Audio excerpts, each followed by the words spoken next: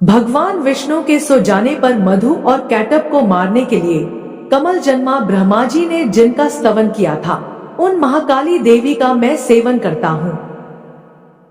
वे अपने 10 हाथों में खड्ग, चक्र, गदा, बाण, धनुष, परेख, शूल, भुशुंडी, मस्तक और शंख धारण करती है। उनके 3 नेत्र हैं। वे समस्त अंगों में दिव्य आभूषणों से विभूषित हैं। उनके शरीर की कांति नीलमणि के समान है तथा वे 10 मुख और 10 पैरों से युक्त हैं। मार्कंडेय जी बोले, सूर्य के पुत्र सावर्णी जो 8वें मनु कहे जाते हैं, उनकी उत्पत्ति की कथा विस्तार पूर्वक कहता हूँ, सुनो। सूर्य कुमार महाभाग सावर्णी भगवती महामाया के अनुग्रह से जिस प्रकार मनवंतर के स्वामी हुए, वही प्रसंग सुनाता हूँ। पूर्वकाल की बात है।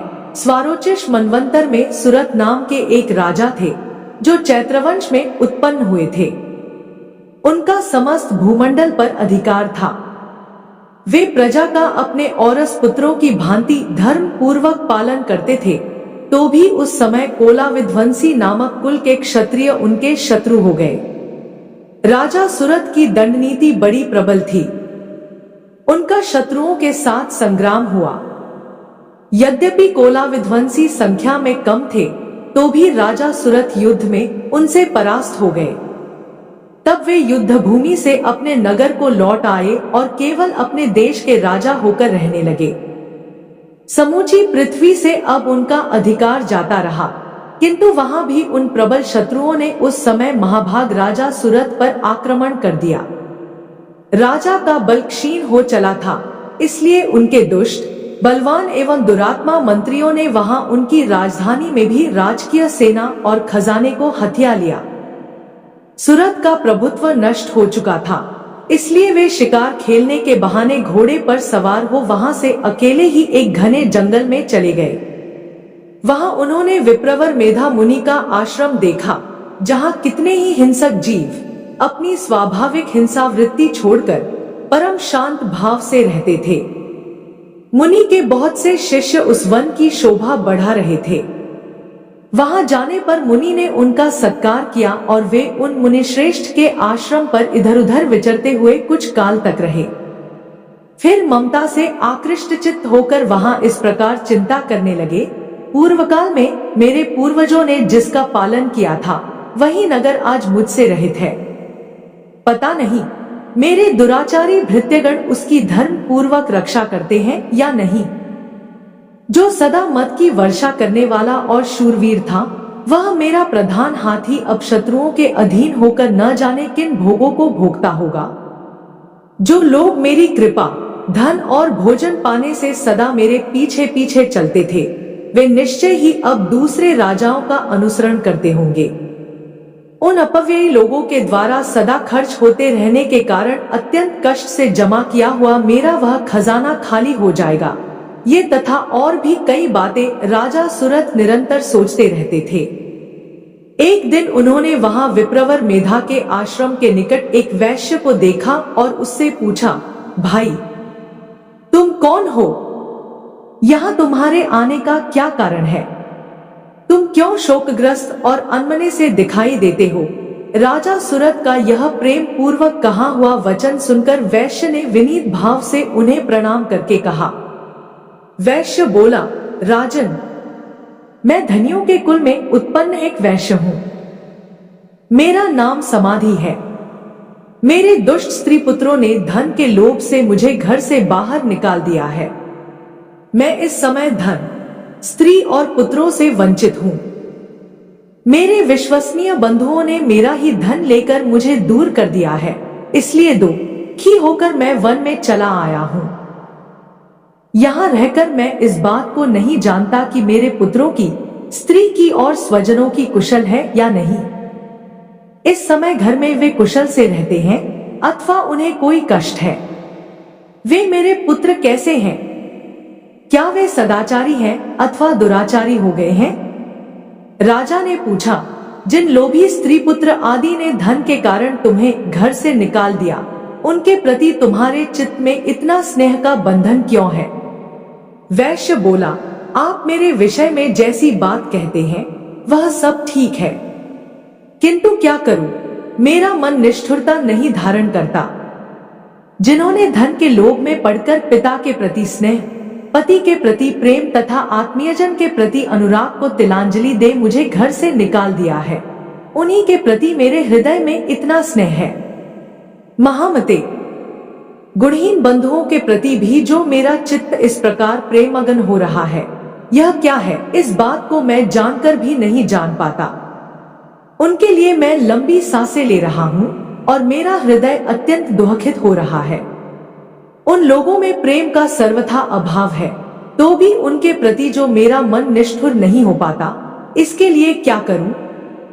मार्कंडेय जी कहते हैं, ब्राह्मण, तदंतर राजाओं में श्रेष्ठ सुरत और वह समाधि नामक वैश्य दोनों साथ साथ मेधा मुनि की सेवा में उपस्थित हुए और उनके साथ यथायोग्य न्यायानुकूल विनयपूर्ण बर्ताव करके बैठे। तत्पश्चात वैश्य और राजा ने कुछ वार्तालाप आरंभ किया। राजा ने कहा, भगवन, मैं आपसे एक बात पूछना चाहता हूँ, उसे बताइए। मेरा चित्त अपने अधीन न होने के कारण वह बात मेरे मन को बहुत दुख देती है। जो राज्य मेरे हाथ से चला गया है, उसमें और उसके संपूर्ण अंगों में मेरी ममता बनी हुई है। मुनिश्रेष्ठ, यह जानते हुए भी कि वह अब मेरा नहीं है, अज्ञानी की भांति मुझे उसके लिए दुख होता है। यह क्या है? इधर यह वैश्य भी घर से अपमानित होकर आया है। इसके पुत्र, स्त्री और भृत्यों ने इसे छोड़ दिया है।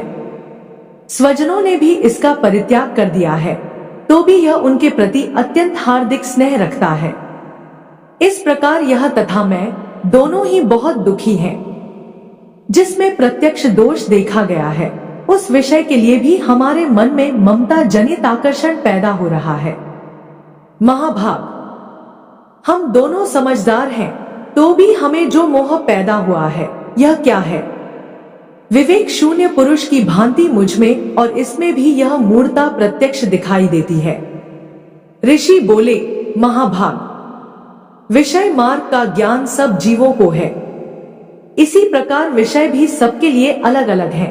कुछ प्राणी दिन में नहीं देखते और दूसरे रात में ही नहीं देखते, तथा कुछ जीव ऐसे हैं जो दिन और रात्रि में भी बराबर ही देखते हैं। यह ठीक है कि मनुष्य समझदार होते हैं, किंतु केवल वे ही ऐसे नहीं होते। पशु, पक्षी और मृग आदि सभी प्राणी समझदार होते हैं। मनुष्यों की समझ भी वैसी ही होती है जैसी उन मृग और पक्षियों की होती है, तथा जैसी मनुष्यों की होती है वैसी ही उन मृग पक्षी आदि की होती है। यह तथा अन्य बातें भी प्रायः दोनों में समान ही हैं। समझ होने पर भी इन पक्षियों को तो देखो, ये स्वयं भूख से पीड़ित होते हुए भी मोहवश बच्चों की चोंच में कितने चाव से अन्न के दाने डाल रहे हैं।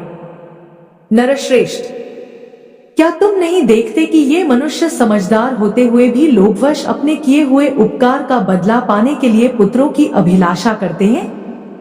यद्यपि उन सब में समझ की कमी नहीं है, तथापि वे संसार की स्थिति जन्म मरण की परंपरा बनाए रखने वाले भगवती महामाया के प्रभाव द्वारा ममता में भंवर से युक्त मोह के गहरे गर्त में गिराए गए हैं। इसलिए इसमें आश्चर्य नहीं करना चाहिए। जगदीश्वर भगवान विष्णु की योग निद्रा रूपा जो भगवती महामाया है, उन्हीं से यह जगत मोहित हो रहा है। वे भगवती महामाया देवी ज्ञानियों के भी चित्त को बलपूर्वक खींचकर मोह में डाल देती हैं। वे ही इस संपूर्ण चराचर जगत की सृष्टि करती हैं, तथा वे ही प्रसन्न होने पर मनुष्यों को मुक्ति के लिए वरदान देती हैं। वे ही परा विद्या, संसार बंधन और मोक्ष की हेतु भूता सनातनी देवी तथा संपूर्ण ईश्वरों की भी अधीश्वरी हैं। राजा ने पूछा, भगवन, जिन्हें आप महामाया कहते हैं, वे देवी कौन है? ब्राह्मण, उनका आविर्भाव कैसे हुआ तथा उनके चरित्र कौन कौन है? ब्रह्मवेत्ताओं में श्रेष्ठ महर्षि। उन देवी का जैसा प्रभाव हो, जैसा स्वरूप हो और जिस प्रकार प्रादुर्भाव हुआ हो, वह सब मैं आपके मुख से सुनना चाहता हूँ। ऋषि बोले, राजन, वास्तव में तो वे देवी नित्य स्वरूपा ही हैं। संपूर्ण जगत उन्हीं का रूप है तथा उन्होंने समस्त विश्व को व्याप्त कर रखा है, तथापि उनका प्राकट्य अनेक प्रकार से होता है। वह मुझसे सुनो।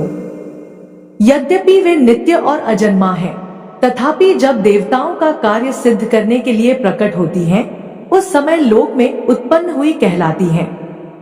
कल्प के अंत में जब संपूर्ण जगत एकार्णव में निमग्न हो रहा था और सबके प्रभु भगवान विष्णु शेषनाग की शया बिछाकर योग निद्रा का आश्रय ले सो रहे थे, उस समय उनके कानों के मैल से दो भयंकर असुर उत्पन्न हुए, जो मधु और कैटभ के नाम से विख्यात थे। वे दोनों ब्रह्मा जी का वध करने को तैयार हो गए। भगवान विष्णु के नाभि कमल में विराजमान प्रजापति ब्रह्मा जी ने जब उन दोनों भयानक असुरों को अपने पास आया और भगवान को सोया हुआ देखा, तब एकाग्र चित्त होकर उन्होंने भगवान विष्णु को जगाने के लिए उनके नेत्रों में निवास करने वाली योग निद्रा का स्तवन आरंभ किया, जो इस विश्व की अधीश्वरी, जगत को धारण करने वाली, संसार का पालन और सहार करने वाली तथा तेज स्वरूप भगवान विष्णु की अनुपम शक्ति है। उन्हीं भगवती निद्रा देवी की भगवान ब्रह्मा स्तुति करने लगे। ब्रह्मा जी ने कहा, देवी, तुम ही स्वाहा, तुम ही स्वधा और तुम ही वषटकार हो। स्वर भी तुम्हारे ही स्वरूप है। तुम ही जीवनदायिनी सुधा हो।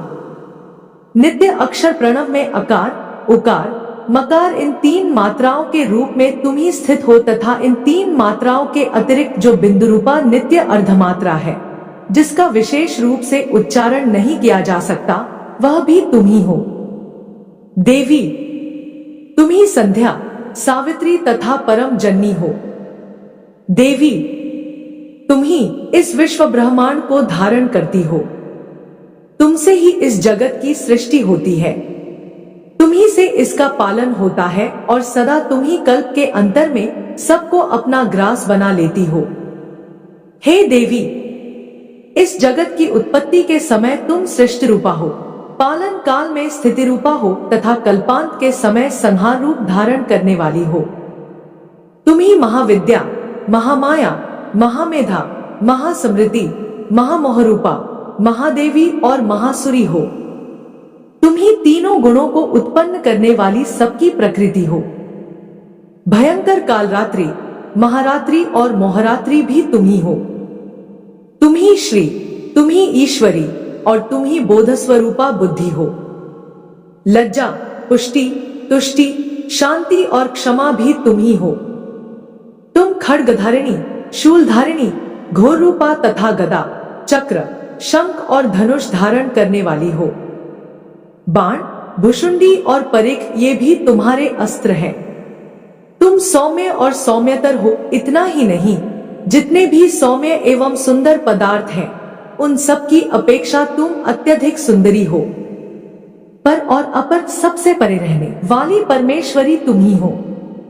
सर्वस्वरूपे देवी, कहीं भी सतसत रूप जो कुछ वस्तुएं हैं और उन सब की जो शक्ति है, वह तुम ही हो। ऐसी अवस्था में तुम्हारी स्तुति क्या हो सकती है? जो इस जगत की सृष्टि, पालन और सहार करते हैं, उन भगवान को भी जब तुमने निद्रा के अधीन कर दिया है, तब तुम्हारी स्तुति करने में यहाँ कौन समर्थ हो सकता है? मुझको, भगवान शंकर को तथा भगवान विष्णु को भी तुमने ही शरीर धारण कराया है, अतः तुम्हारी स्तुति करने की शक्ति किसमें है? देवी, तुम तो अपने इन उदार प्रभावों से ही प्रशंसित हो। ये जो दोनों दुर्धर्ष असुर मधु और कैटभ हैं, इनको मोह में डाल दो और जगदीश्वर भगवान विष्णु को शीघ्र ही जगा दो। साथ ही इनके भीतर इन दोनों महान असुरों को मार डालने की बुद्धि उत्पन्न कर दो।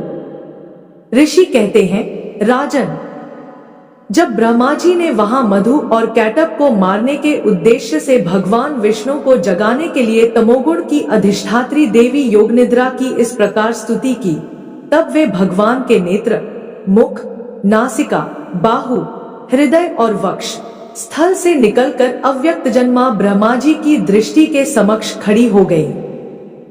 योग निद्रा से मुक्त होने पर जगत के स्वामी भगवान जनार्दन उस एकार्णव के जल में शेषनाग की शया से जाग उठे। फिर उन्होंने उन दोनों असुरों को देखा।